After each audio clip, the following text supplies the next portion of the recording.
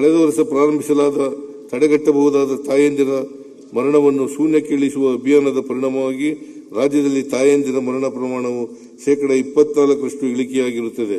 ಈ ಅಭಿಯಾನದಡಿ ಪ್ರತಿ ತಾಯಂದಿರ ಮರಣವನ್ನು ತಜ್ಞರ ಸಮಿತಿಯಿಂದ ವಿಶ್ಲೇಷಿಸಿ ಗುಣಾತ್ಮಕವಾದ ಗರ್ಭಿಣಿ ಮತ್ತು ಪ್ರಸವ ಸೇವೆಗಳನ್ನು ನೀಡಲಾಗುತ್ತಿದೆ. ಹೆರಿಗೆ ಆಸ್ಪತ್ರೆಗಳಿಗೆ ಮಾರ್ಗದರ್ಶನ ಮತ್ತು ಹೆಚ್ಚಿನ ಮಾನವ ಸಂಪನ್ಮೂಲ ಮತ್ತು ಆಧುನಿಕ ಉಪಕರಣಗಳನ್ನು ನೀಡಲಾಗುತ್ತಿದೆ. ಅನಿಮಿಯಾ ಮುಕ್ತ ಪೌಷ್ಟಿಕ ಕರ್ನಾಟಕ ಯೋಜನೆಯಡಿ ಶಾಲಾ ಕಾಲೇಜುಗಳ 52 ಲಕ್ಷ ಮಕ್ಕಳಿಗೆ ರಕ್ತಹೀನತೆ ತಪಾಸಣೆ ನಡೆಸಲಾಗಿದೆ. ರಕ್ತಹೀನತೆ ಕಂಡುಬಂದ 11.7 ಲಕ್ಷ ಮಕ್ಕಳಿಗೆ ಉಚಿತ ಚಿಕಿತ್ಸೆ ನೀಡಲಾಗಿದ್ದು, ಇದರಲ್ಲಿ 3.7 ಲಕ್ಷ ಮಕ್ಕಳು ಸಂಪೂರ್ಣವಾಗಿ ಗುಣಮುಖರಾಗಿದ್ದಾರೆ. ಉಳಿದ ಮಕ್ಕಳಿಗೆ ಚಿಕಿತ್ಸೆ ಮತ್ತು ಅನುಸರಣೆ ಮುಂದುವರಿಸಲಾಗಿದೆ.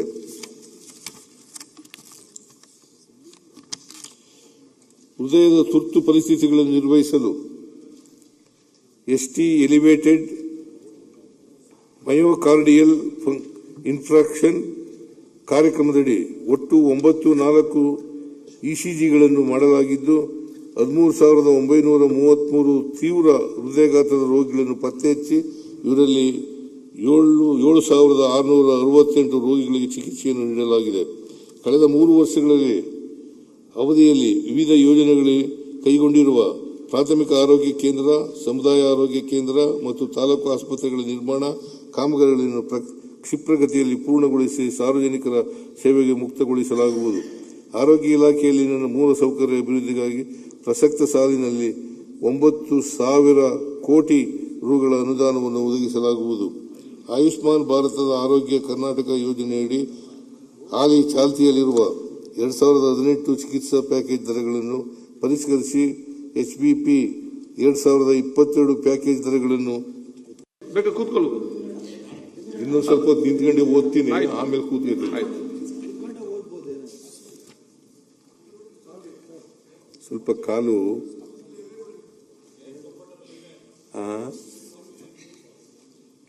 ನೋಡ್ತೀನಿ, ಇನ್ನೊಂದು ಸ್ವಲ್ಪ ಹೊತ್ತು ನಿಂತ್ಕೊಂಡು ಓದ್ತೀನಿ.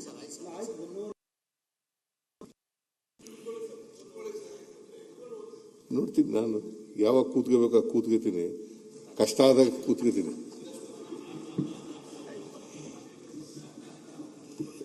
ಆರೋಗ್ಯ ಇಲಾಖೆಯಲ್ಲಿನ ಮೂಲಸೌಕರ್ಯ ಅಭಿವೃದ್ಧಿಗಾಗಿ ಪ್ರಸಕ್ತ ಸಾಲಿನಲ್ಲಿ 900 ಕೋಟಿ ರುಗಳ ಅನುದಾನವನ್ನು ಒದಗಿಸಲಾಗುವುದು. ಆಯುಷ್ಮಾನ್ ಭಾರತ ಆರೋಗ್ಯ ಕರ್ನಾಟಕ ಯೋಜನೆಯಡಿ ಹಾಲಿ ಚಾಲ್ತಿಯಲ್ಲಿರುವ 2018 ಚಿಕಿತ್ಸಾ ಪ್ಯಾಕೇಜ್ ದರಗಳನ್ನು ಪರಿಷ್ಕರಿಸಿ HBP 2022 ಪ್ಯಾಕೇಜ್ ದರಗಳನ್ನು ಜಾರಿಗೆ ತರಲು ತೀರ್ಮಾನಿಸಿದೆ. ಇದರಿಂದ ಬಡ ರೋಗಿಗಳಿಗೆ ಉತ್ತಮ ಗುಣಮಟ್ಟದ ಆರೋಗ್ಯ ಸೌಲಭ್ಯ ಸಿಗಲಿದೆ. ಅದಕ್ಕಾಗಿ 400 ಕೋಟಿ ರುಗಳನ್ನು ಹೆಚ್ಚುವರಿಯಾಗಿ ಒದಗಿಸಲಾಗುವುದು. ಸದರಿ ಯೋಜನೆಯನ್ನು ಯಶಸ್ವಿನಿ ಕರ್ನಾಟಕ ಕಟ್ಟಡ ಮತ್ತು ಇತರ ನಿರ್ಮಾಣ ಕಾರ್ಮಿಕರ ಕಲ್ಯಾಣ ಮಂಡಳಿ, ಕಾರ್ಮಿಕ ರಾಜ್ಯ ವಿಮಾ ಯೋಜನೆ ಮತ್ತು ಅನ್ವಯಿಸುವ ಇತರ ಯೋಜನೆಗಳ ಅನುದಾನವನ್ನು ಒಗ್ಗೂಡಿಸುವ ಮೂಲಕ ಅನುಷ್ಠಾನಗೊಳಿಸಲಾಗುವುದು. ರಾಜ್ಯದ ಜಿಲ್ಲಾ ಮತ್ತು ತಾಲೂಕು ಮಟ್ಟದ ಆಸ್ಪತ್ರೆಗಳಲ್ಲಿ ಸಮಗ್ರ ಆಘಾತ ಆರೈಕೆ ಟ್ರಾಮಾ ಕೇರ್ ಸೇವೆಗಳನ್ನು ಒದಗಿಸಲು ತುರ್ತು ಚಿಕಿತ್ಸಾ ವಿಭಾಗ, ಶಸ್ತ್ರಚಿಕಿತ್ಸಾ ಕೊಠಡಿ ಮತ್ತು ICUಗಳನ್ನು ವೈದ್ಯಕೀಯ ಉಪಕರಣಗಳು ಮತ್ತು ಸಾಧನಗಳನ್ನು ಹಂತ ಹಂತವಾಗಿ ಪೂರೈಸುವ ಮೂಲಕ ಮೇಲ್ದರ್ಜೆಗೆ ಏರಿಸಲಾಗುವುದು. ಪ್ರಸಕ್ತ ಸಾಲಿನಲ್ಲಿ 45 ಕೋಟಿ ರುಗಳ ಅನುದಾನವನ್ನು ಒದಗಿಸಲಾಗುವುದು. ತೀವ್ರತರವಾದ ಅಪೌಷ್ಟಿಕತೆಯನ್ನು ಸಿವಿಯರ್ ಅಕ್ಯೂಟ್ ಮಾಲ್ ನ್ಯೂಟ್ರಿಷನ್ ಹೊಂದಿರುವ ಮಕ್ಕಳಿಗೆ ವೈದ್ಯಕೀಯ ಮತ್ತು ಪೌಷ್ಟಿಕಾಂಶದ ಚಿಕಿತ್ಸೆ ನೀಡಲು ಈಗಾಗಲೇ 86 ತಾಲೂಕುಗಳಲ್ಲಿ ಪೌಷ್ಟಿಕ ಪುನಶ್ಚೇತನ ಕೇಂದ್ರಗಳು ಕಾರ್ಯನಿರ್ವಹಿಸುತ್ತಿದ್ದು, ಇದನ್ನು ಉಳಿದ 63 ತಾಲೂಕುಗಳಲ್ಲಿ ಸ್ಥಾಪಿಸಲಾಗುವುದು.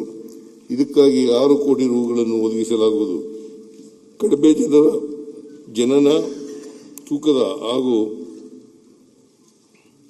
ಅನಾರೋಗ್ಯ ಪೀಡಿತ ನವಜಾತ ಶಿಶುಗಳಿಗೆ ಅಗತ್ಯವಿರುವ ವಿಶೇಷ ಔಷಧೋಪಚಾರ, ಸಮಗ್ರ ನವಜಾತ ಶಿಶು ಆರೈಕೆ ಸೌಲಭ್ಯಗಳು ಹಾಗೂ ಪ್ರಸವ ಪೂರ್ವ ಸೇವೆಗಳನ್ನು ಮತ್ತಷ್ಟು ಬಲಪಡಿಸಲಾಗುವುದು. ಈ ಕಾರ್ಯಕ್ರಮದ ಅನುಷ್ಠಾನಕ್ಕಾಗಿ 10 ಕೋಟಿ ರೂಪಾಯಿಗಳನ್ನು ಒದಗಿಸಲಾಗುವುದು. ಟೈಪ್ 1 ಮಧುಮೇಹದಿಂದ ಬಳಲುತ್ತಿರುವ 18 ವರ್ಷ ವಯಸ್ಸಿನವರೆಗಿನ ಮಕ್ಕಳ ಆರೋಗ್ಯವನ್ನು ಸುಧಾರಿಸುವ ನಿಟ್ಟಿನಲ್ಲಿ ಉಚಿತ ಇನ್ಸುಲಿನ್ ಪೆನ್ಗಳನ್ನು ನೀಡಲಾಗುವುದು. ಕಲ್ಯಾಣ ಕರ್ನಾಟಕ ಭಾಗದಲ್ಲಿ ಆರೋಗ್ಯ ಕ್ಷೇತ್ರವನ್ನು ಬಲವರ್ಧನೆಗೊಳಿಸಲು ಕೆಕೆಆರ್ಡಿಬಿ ವಾರ್ಷಿಕ ಸ್ಥಳೀಯ ಯೋಜನೆಯಲ್ಲಿ ಮೈಕ್ರೋ ಪ್ಲಾನ್ ಆದ್ಯತೆ ಮೇರೆಗೆ ಅನುದಾನವನ್ನು ಮೀಸಲಿರಿಸಲಾಗುವುದು. ಗಣಿ ಬಾಧಿತ ಜಿಲ್ಲೆಗಳಾದ ಬಳ್ಳಾರಿ, ವಿಜಯನಗರ, ಚಿತ್ರದುರ್ಗ ಮತ್ತು ತುಮಕೂರಿನ ಎಲ್ಲಾ ತಾಲೂಕುಗಳಲ್ಲಿ ಸಮಗ್ರ ಆರೋಗ್ಯ ಸೇವೆಗಳನ್ನು ಕೆಎಂಇಆರ್ಸಿ ಅನುದಾನದಡಿಯಲ್ಲಿ ವಿಸ್ತರಿಸಲಾಗುವುದು. ಗಂಭೀರ, ದೀರ್ಘಕಾಲೀನ ಹಾಗೂ ಮರಣಾಂತಿಕ ಕಾಯಿಲೆಗಳೊಂದಿಗೆ ಬದುಕುತ್ತಿರುವ ರೋಗಿಗಳಿಗೆ ಕೇರಳ ಮಾದರಿಯಲ್ಲಿ ಗೃಹಭಾರಿತ ಉಪಶಮನ ಆರೈಕೆಯನ್ನು ಸಂಸ್ಥೆಯ ಸಹಯೋಗದೊಂದಿಗೆ ನೀಡಲಾಗುವುದು. ರಾಜ್ಯದಲ್ಲಿ ಬೇಡಿಕೆ ಇರುವ 50 ಕೇಂದ್ರಗಳಲ್ಲಿ 150 ಹಾಸಿಗೆ ಸಾಮರ್ಥ್ಯ ಹೆಚ್ಚಿಸುವ ಮೂಲಕ ವಾರ್ಷಿಕವಾಗಿ 1.35 ಲಕ್ಷ ಡಯಾಲಿಸಿಸ್ ಸೇವೆಗಳನ್ನು ಒದಗಿಸಲಾಗುವುದು. ಇದಕ್ಕಾಗಿ 20 ಕೋಟಿ ರು ಅನುದಾನವನ್ನು ಮೀಸಲಿರಿಸಲಾಗಿದೆ. ದಾವಣಗೆರೆ ತಾಲೂಕಿನ ಮಾಯಕೊಂಡ ಪ್ರಾಥಮಿಕ ಆರೋಗ್ಯ ಕೇಂದ್ರವನ್ನು ಸಮುದಾಯ ಆರೋಗ್ಯ ಕೇಂದ್ರವನ್ನಾಗಿ ಉನ್ನತೀಕರಿಸಲಾಗುವುದು. ಜಿಲ್ಲಾ ಆರೋಗ್ಯ ಅಧಿಕಾರಿ, ಡಿಎಚ್ಒ, ಜಿಲ್ಲಾ ಚಿಕಿತ್ಸಕರು, ಡಿಎಸ್ ಇತ್ಯಾದಿ ಆಡಳಿತ ಅಧಿಕಾರಿಗಳ ನೇಮಕಾತಿಯಲ್ಲಿ ವಸ್ತುನಿಷ್ಠತೆಯನ್ನು ತರುವ ಮೂಲಕ ಸಾರ್ವಜನಿಕ ಆರೋಗ್ಯ ವೃಂದವನ್ನು ಪಬ್ಲಿಕ್ ಹೆಲ್ತ್ ಕ್ಯಾಡರ್ ಹಂತ ಹಂತವಾಗಿ ಅನುಷ್ಠಾನಗೊಳಿಸಲಾಗುವುದು. ಡಿಜಿಟಲ್ ಆರೋಗ್ಯ ಕಾರ್ಯಕ್ರಮದಲ್ಲಿ ಈ ಕೆಳಕಂಡ ಉಪಕ್ರಮಗಳನ್ನು ಕೈಗೊಳ್ಳಲಾಗುವುದು. ಸಮಸ್ತ ಮೊಬೈಲ್ ಅಪ್ಲಿಕೇಶನ್ ಮೂಲಕ ಆರೋಗ್ಯ ಇಲಾಖೆಯ ಎಲ್ಲ ಕ್ಷೇತ್ರ ಸಿಬ್ಬಂದಿ ನಿರ್ವಹಿಸುತ್ತಿರುವ ವಹಿಗಳ ಡಿಜಿಟಲೀಕರಣ, ಸರ್ಕಾರಿ ಆರೋಗ್ಯ ಕೇಂದ್ರಗಳಲ್ಲಿ ಎಲ್ಲ ರೋಗಿಗಳಿಗೆ ಸಂಪೂರ್ಣ ಗಣಕೀಕೃತ ನೋಂದಣಿ, ಆರೋಗ್ಯ ದಾಖಲೆಗಳ ಡಿಜಿಟಲೀಕರಣ ಮತ್ತು ಯುಪಿಐ ಆಧಾರಿತ ಶುಲ್ಕ ಪಾವತಿ ವ್ಯವಸ್ಥೆ ಜಾರಿ.